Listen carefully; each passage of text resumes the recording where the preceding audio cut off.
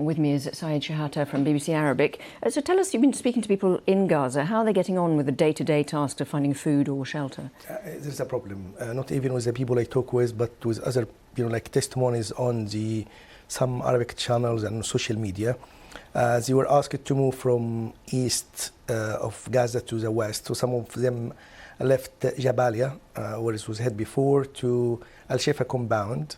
And they're still saying they don't have food, no electricity, nothing at all, and they face problems. And one of the grandmother talked and said, like, her granddaughter, she slept without any food. So it shows how it's horrific, the situation. And if, according to the UN, 85% of the people in Gaza displaced, so they are not in their houses, and the aid going there is almost like a drop in the ocean, as it was said by some international organization. Even in addition to that, Antonio Guterres, the Secretary General of the United Nations, said the system, humanitarian support system in Gaza is at high risk of being collapsed. And this shows how much the pressure on people there, because the aid going there is not enough. It's less than 100 trucks going there because of all of this inspection and slow screening. So there is calls for opening other crossing and helping people through other ways, because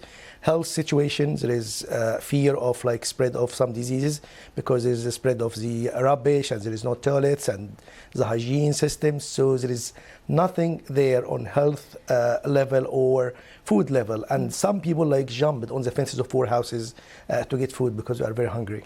And you mentioned in passing there that crossings, on Friday there was discussion about Kerem Shalom, whether that a separate crossing would be reopened. How likely is that to happen now, do you think? There is reports coming from Israeli officials and American officials, even Egyptian officials, saying Kerem Shalom or Kerem Abu Salam crossing could be open in order to alleviate the pressure of humanitarian needs for the people in Gaza. This crossing was before the 7th of October.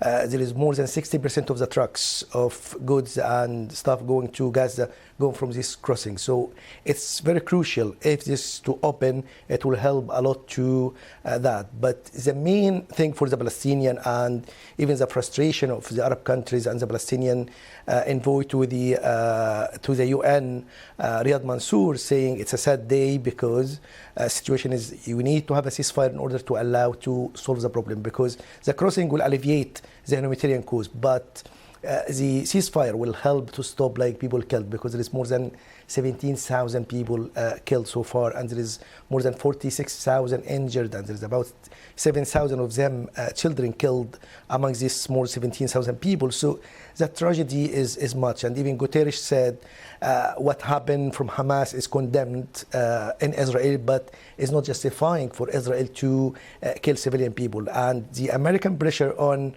Israel, and even Antony Blinken said what happened in reality is not reflecting the promises of Israel. So there is pressure from America on Israel to do more to protect civilians. Shehata, thank you very much indeed for coming to talk to us.